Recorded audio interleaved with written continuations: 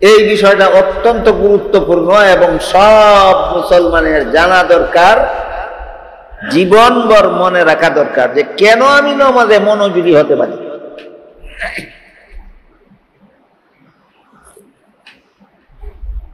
হাদিস শরীফে রাসূল করিম সাল্লাল্লাহু আলাইহি ওয়াসাল্লাম বলেন, একদল শয়তানের কারণে, শয়তানের একদল বাহিনীর কারণে নামাজীরা নামাজে মনোযোগী হতে পারে। বুঝে থাকলে বলুন তো, নিজের কারণেই না শয়তানের একদল বাহিনীর কারণে? শয়তানের বাহিনীর কারণে। এই বাহিনীটা সাধারণ বাহিনী নয়, বিশেষ বাহিনী। রাসূল বলেন, শয়তান তার এই বাহিনীটাকে কোনো বেনামাজির কাছে পাঠায় না। নামাজিরা যখন নামাজ শুরু করে দেয় তখন তার কাছে পাঠায়। শয়তানের এই বাহিনী নামাজি যখন নামাজ শুরু করে দেয় তখন তার কাছে আসে এবং তার মনের মধ্যে সংসারের হাজার কল্পনা জল্পনা জাগ্রত করে দিতে। রাসূলের ভাষায় রাসূল বলেন, শয়তান তার মনে মনে বলতে থাকে, উযকুর কাযা, উযকুর কাযা, উযকুর কাযা, অমুক কথা স্মরণ করো, তমুক কথা স্মরণ করো। এইভাবে অনবরত মনের মধ্যে সংসারের হাজার কথা জাগ্রত করে দিতেই থাকে। বুঝে থাকলে বলুন তো, নামাজে আমরা মনোযোগী হতে পারি না এমনিতেই, না শয়তানের স্পেশাল বাহিনীর কুমন্ত্রণার কারণ?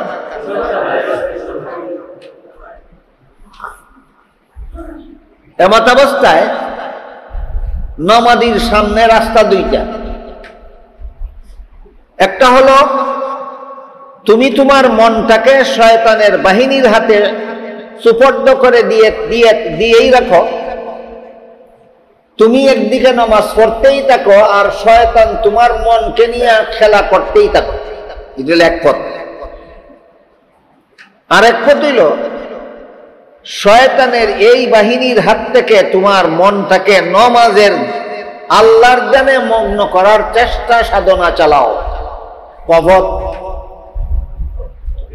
এমত অবস্থায় মুসল্লির সামনে পথ কটা দুইটা।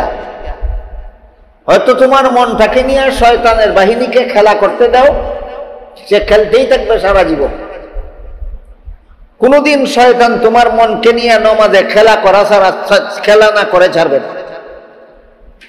যখনই তুমি নামাজে দাঁড়াবে তখনই শয়তানের বাহিনী তোমার মনকে নিয়ে খেল তামাশা শুরু করে দেবে।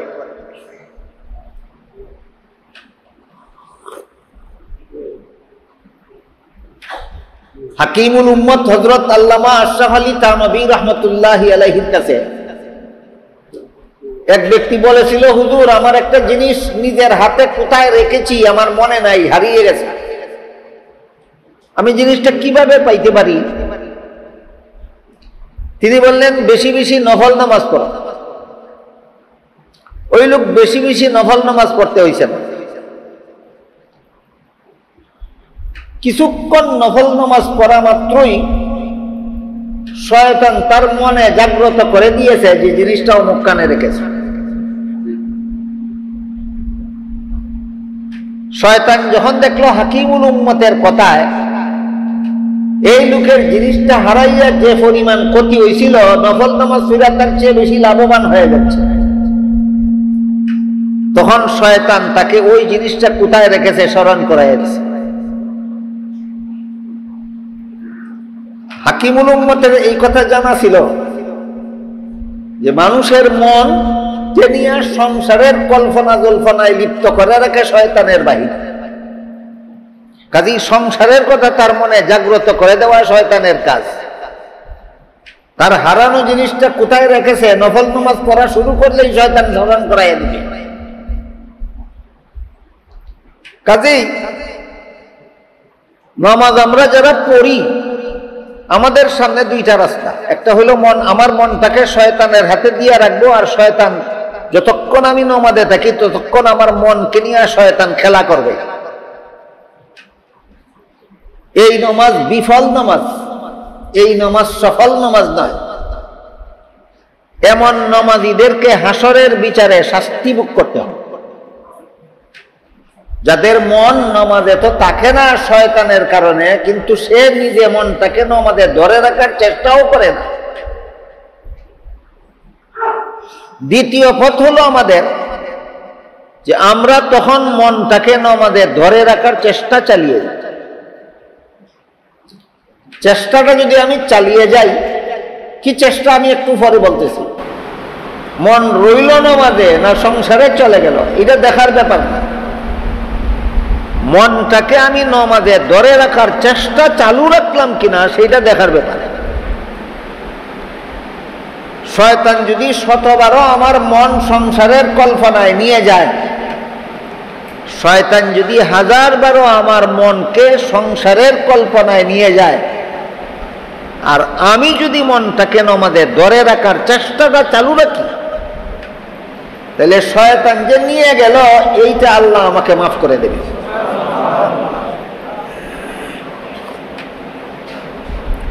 তাহলে মনকে নমাজে ধরে রাখার একটা চেষ্টা আছে, চেষ্টাটা চালু রাখলেই হয়। চেষ্টাটা চালু রাখলেই আমার নামাজটা নির্ভেজাল হয়ে যায়, আমার নামাজটা খাঁটি নামাজ হয়ে যায়, আমি নামাজের সুফল আল্লাহর কাছে লাভ করতে পারি।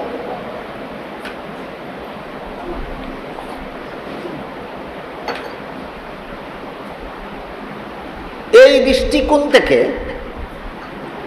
সমস্ত নমাজীদেরকে 5 ভাগে বিভক্ত করা হয়েছে। নমাজী 5 প্রকার। 5 প্রকার নমাজীর নমাজও 5 প্রকার, 5 প্রকার নমাজের ফলাফলও 5 প্রকার। নমাজী 5 প্রকার, তাদের নমাজ 5 প্রকার, তাদের নমাজের ফলাফলও 5 প্রকার। 1 নম্বর,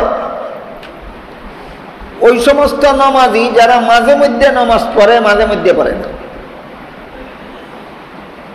ঈদের নামাজ পড়লে জুম্মার নামাজ পড়ে না, জুম্মার নামাজ পড়লে 5 বেলার নামাজ পড়ে না, 5 বেলার মধ্যে জুহর আসর মাগরিব এশা পড়লেও ফজরের নামাজ পড়ে না।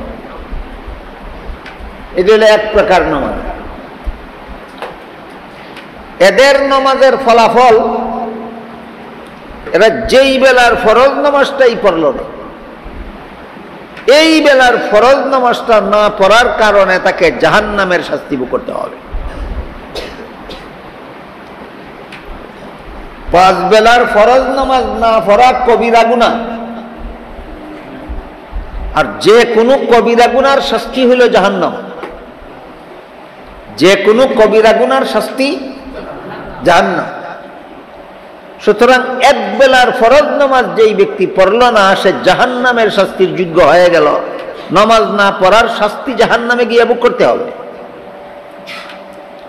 গেল 1 প্রকার নামাজি, এই হইল এদের নামাজ, এই হইল এদের নামাজের ফলাফল। দ্বিতীয় প্রকার নামাজি, যারা মাঝে মধ্যে নয়, যারা নিয়মিতই নামাজ পড়ে। ফজরের নামাজ ফজরের সময় পড়ে, জোহরের নামাজ জোহরের সময়, আসরের নামাজ আসরের সময়, মাগরিবের নামাজ মাগরিবের সময়, এশার নামাজ এশার সময় পড়ে, কিন্তু মনটা যে নামাজে থাকে না, মনটাকে নামাজে ধরে রাখার চেষ্টাও করে না। আশা করি আমার কথা বুঝে থাকলে আপনারা অবশ্যই বলতে পারবেন যে মনটা নামাজে থাকে না কেন? শয়তানে নিয়ে যায়। এটা শয়তানের কাজ, শয়তানে করে। আমার নামাজে মন, আমার নামাজে থাকবে না, মন চলে যাবে সংসারের কল্পনায়। এটা আমার কাজ নয়, এটা শয়তানের কাজ। এটা শয়তানের কাজ, তার কাজ সে করে। এখানে আমার কাজ হলো আমি মনটাকে নামাজে ধরে রাখার চেষ্টা চালু রাখবো, এটা আমার কাজ। কিন্তু যারা নিয়মিত নামাজ পড়ে কিন্তু মন যে নামাজে থাকে না, মনটাকে নামাজে ধরে রাখার চেষ্টাও করে না, এরা হইল দ্বিতীয় প্রকারের নামাজি। এরা ইরেগুলার নামাজি না রেগুলার নামাজি? রেগুলার নামাজি। এদের নামাজে মন থাকে না, যে শয়তানের কাজ করে। কিন্তু এদের দায়িত্ব ছিল মনটাকে নামাজে ধরে রাখার চেষ্টা চালু রাখা। এদের কাজটা যে এরা করলো না, এই কারণে নিয়মিত নামাজ পড়া সত্ত্বেও হাসরের মাঠে এদের শাস্তি ভোগ করতে হবে। গেল দ্বিতীয় প্রকার নমাজি এবং তাদের নমাজ এবং সেই নমাজের ফলাফল।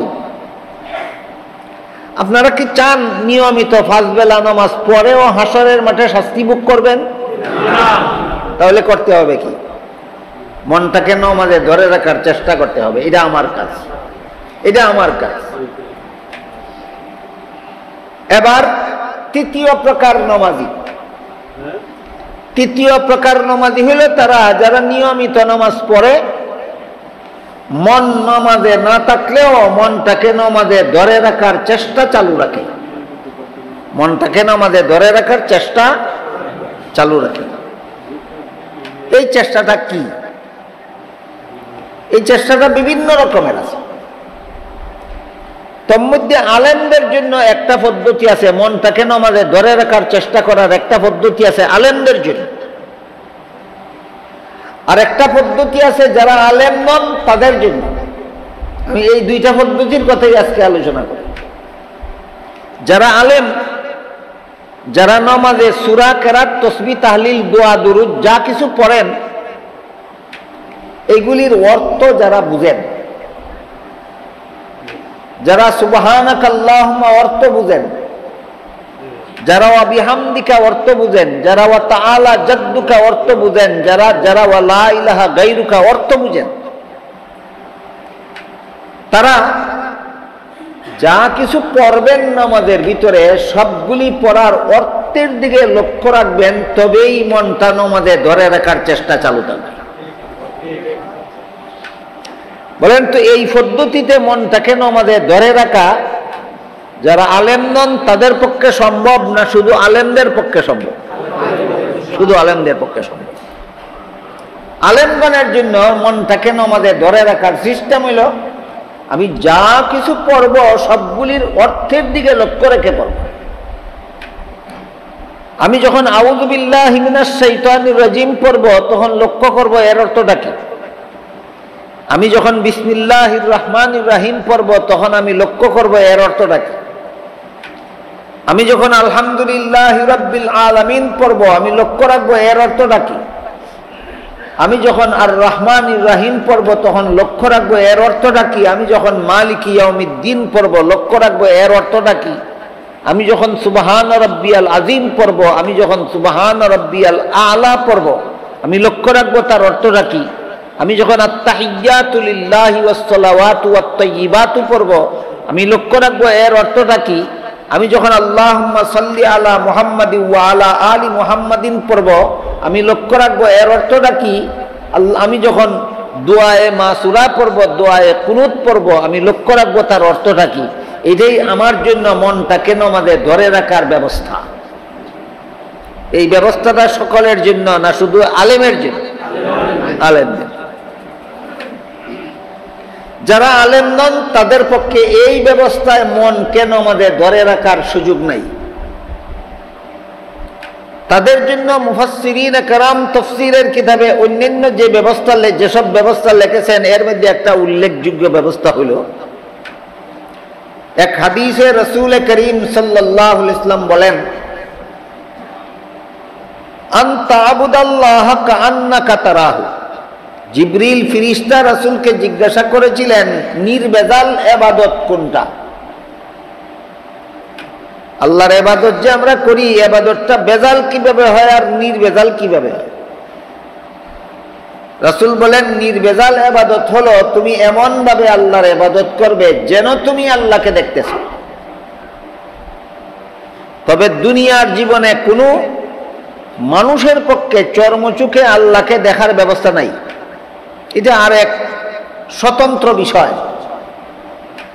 এই বিষয়টা সম্পর্কেও আমরা মুসলমান হিসাবে সকলের পরিষ্কার একটা ধারণা থাকা দরকার। দুনিয়ার জীবনে চর্মচোখে কেউ কোনোদিন আল্লাহকে দেখতে পারবে না। দেখতে না পারার কারণ আল্লাহকে দেখার জন্য চোখে যে পরিমাণ পাওয়ার থাকতে হয়, দুনিয়ার জীবনে কোনো মানুষের চোখে আল্লাহ সেই পরিমাণ পাওয়ার দেন না। আল্লাহকে দেখার জন্য যে পরিমাণ পাওয়ার আমার চোখে থাকা দরকার, এই পরিমাণ পাওয়ার নাই, এই জন্য আমি দুনিয়াতে আল্লাহকে দেখতে পারি না। পাওয়ার দেন না কেন? যদি আল্লাহ আমার চোখে আল্লাহকে দেখার মতো পাওয়ার দিতেন, তাহলে তো আমি অবশ্যই আল্লাহকে দেখতে পারতাম। অনেকে মনে মনে কল্পনা করি, তখন কতই না ভালো হইতো। যদি দুনিয়াতেই আল্লাহ আমার চোখে আল্লাহকে দেখার মতো পাওয়ার দিতেন, আমি অবশ্যই আল্লাহকে দেখতাম, তখন কতই না ভালো হইতো। এই ধারণা আমার ভুল, কতই ভালো হইতো না, অনেক খারাপ হইতো। কি খারাপ হইতো? আল্লাহকে দেখলে ইমানটাই কবুল হইতো না, আল্লাহকে না দেখে ইমান আনলে ইমান কবুল হয়। বুঝে থাকলে বলুন তো, আল্লাহকে দেখে ইমান আনলে ইমান কবুল হয় না, না দেখে ইমান আনলে ইমান কবুল হয়? তাহলে দুনিয়াতে যে আল্লাহ আমার চোখে আল্লাহকে দেখার মতো পাওয়ার দিলেন না, না দিয়া কি আল্লাহ আমাকে বঞ্চিত করলেন, না আমার ইমান কবুল হওয়ার ব্যবস্থা করলেন? এখানে আল্লাহ কতভাবে আমাদেরকে দয়া করেছেন, আমাদের খবরই নাই যে আল্লাহ কত বড় দয়া আমাকে এখানে করেছে। আমরা যারা আল্লাহর উপর ঈমান এনেছি, আল্লাহকে বিশ্বাস করেছি, না দেখে বিশ্বাস করেছি বলেই আমার ঈমানটা আল্লাহর কাছে গ্রহণযোগ্য। এমন ঈমানকেই কোরআনের ভাষায় ঈমান বিল গায়ব বলা হয়। এমন ঈমানকেই কোরআনের ভাষায় ঈমান বিল গায়ব বলা হয়। আল্লাহ দেখি না, তারপরও বিশ্বাস করি। ফেরেশতা দেখি না, তারপরও বিশ্বাস করি। পরকাল দেখি না, তারপরও বিশ্বাস করি। জান্নাত দেখি না, তারপরও বিশ্বাস করি। জাহান্নাম দেখি না, তারপরও বিশ্বাস করি। এই সমস্ত বিশ্বাসের নাম ঈমান বিল গায়ব। বেদিন কাফিরেরা পরকালে যখন জাহান্নাম দেখবে, তখন অবশ্যই বিশ্বাস করবে। বুঝে থাকলে বলুন তো, এই বিশ্বাস কোন কাজে লাগবে? কোন কাজে লাগবে। তাই রাসূল বলেন, আনতা আবুদাল্লাহ কাআন্নাকা তারা। নির্বেজাল ইবাদত হলো আল্লাহকে এমন ভাবে ইবাদত করবে যেন তুমি আল্লাহকে দেখতেছো। অর্থাৎ যদি বাস্তবে তুমি আল্লাহকে দেখতে, তাহলে যেটুকু মনোযোগী হয়ে ইবাদত করতে, আল্লাহকে না দেখা সত্ত্বেও সেইটুকু মনোযোগী হয়ে যদি ইবাদত করতে পারো, তোমার ইবাদতটা নির্বেজাল। এরপরে রাসূল বলেন, ফাইন লাম তাকুন তারাহু ফাইন্নাহু ইয়ারাক। কে দেখি না, আমার দেখার মতো পাওয়ার নাই চোখ। পরকালে সমস্ত মুমিন বান্দাদের চোখে আল্লাহকে দেখার মতো পাওয়ার দেওয়া হবে। তখন পরকালে সমস্ত মুমিন বান্দারাই আল্লাহকে পূর্ণিমার চন্দ্রের চেয়েও আরো পরিষ্কার ভাবে দেখতে পাবে। দুনিয়াতে আমার চোখে আল্লাহ দেখার মতো পাওয়ার দেওয়া হয়নি, এই জন্য আমি দেখি না। তবে আমার দেখার গুণের ত্রুটি আছে, এই জন্য আমি আল্লাহকে দেখি। আল্লাহর দেখার গুণে কি কোনো ত্রুটি আছে? তাহলে আল্লাহ তো আমাকে অবশ্যই দেখেন, আল্লাহ আমাকে অবশ্যই দেখেন। তাই রাসূল বলেন, ফাইন লাম তাকুন তারাহু ফাইন্নাহু ইয়ারাক। তুমি যদিও আল্লাহকে দেখো না, আল্লাহ কিন্তু তোমাকে সদা সর্বদা দেখেন। আল্লাহ আমাকে সদা সর্বদা দেখেন, আল্লাহ আমাকে সর্বাবস্থায় দেখেন। এই বিশ্বাস সমস্ত মুমিন মুসলমানের অন্তরে আছে। সব মুসলমান বিশ্বাস করে আল্লাহ আমাকে দেখেন। আপনারা এখানে যারা উপস্থিত আছেন, আপনাদের কারো কি বিশ্বাস আছে যে আল্লাহ আপনাকে দেখেন না? হ্যাঁ, আল্লাহ আমাকে সবসময়। এবার একটু চিন্তা করুন, আমি বিশ্বাস করি আল্লাহ আমাকে দেখেন, তারপর আমি চুরি করার সাহস কিভাবে পাই? আমি বিশ্বাস করি আল্লাহ আমাকে দেখেন, তারপর আমি ডাকাতি করার সাহস কিভাবে পাই? আমি বিশ্বাস করি আল্লাহ আমাকে দেখেন, তারপরও আমি মানুষের উপর জুলুম অত্যাচারের সাহস কিভাবে পাই? আমি বিশ্বাস করি আল্লাহ আমাকে দেখেন, তারপর আমি সুদ খাওয়ার সাহস কিভাবে পাই? ঘুষ খাওয়ার সাহস কিভাবে পাই?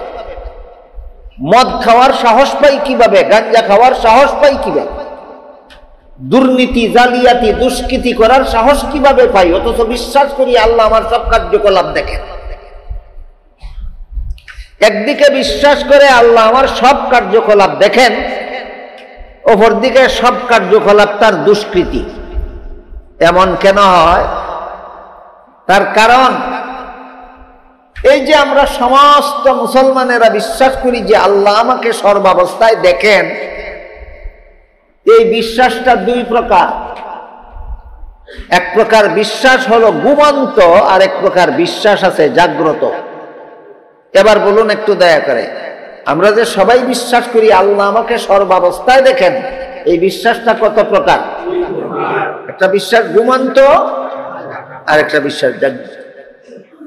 যার বিশ্বাস ঘুমন্ত, সে আল্লাহ দেখেন বিশ্বাস করার পরেও চুরি করার সাহস করে। যার বিশ্বাস ঘুমন্ত, সে আল্লাহ দেখেন বিশ্বাস করার পরও ডাকাতি করার সাহস করে, জবরদখল করার সাহস করে, ছিনতাই করার সাহস করে, সুদ খাওয়ার ঘুষ খাওয়ার সাহস করে, জিনা বেবিচার করার সাহস করে, সকল প্রকার দুর্নীতির সাহস, সকল প্রকার জালিয়াতির সাহস করে। কেন? আল্লাহ আমাকে দেখেন, এই বিশ্বাসটা তার ঘুমন্ত। আমি তো আশা করি আমার কথা বুঝলে আপনারা প্রত্যেকেই মনে মনে টের পাওয়ার কথা যে আমার ইমানটা ঘুমন্ত না জাগ্রত। আমারটা আপনি টের নাও পাইতে পারেন, আপনারটা আমি টের নাও পাইতে পারি, কিন্তু প্রত্যেকে যার যার ইমানের অবস্থা টের পাওয়ার কথা যে আমার ইমান জাগ্রত না ঘুমন্ত। পক্ষান্তরে আল্লাহ আমাকে সর্বাবস্থায় দেখেন, এই বিশ্বাস যার জাগ্রত, সে যত কাজে আল্লাহ অসন্তুষ্ট এর একটা কাজেরও সাহস করতে পারে না। না চুরি করার সাহস করতে পারে, আল্লাহ দেখতেছেন কোন সাহসে চুরি করি, আল্লাহ দেখতেছেন কোন সাহসে ডাকাতি করব, আল্লাহ দেখতেছেন কোন সাহসে জিনা করব, আল্লাহ দেখতেছেন কোন সাহসে মদ খাইব, আল্লাহ দেখতেছেন কোন সাহসে গাঞ্জা খাইব। কোন গুনার কাজের সাহস করতে পারে না। কে? আল্লাহ দেখতেছেন। এই বিশ্বাস যার জাগ্রত, বিশ্বাস যার জাগ্রত। এই জাগ্রত বিশ্বাসের একটা চমৎকার উদাহরণ তাফসীরের কিতাবে লেখা আছে। উদাহরণটা হলো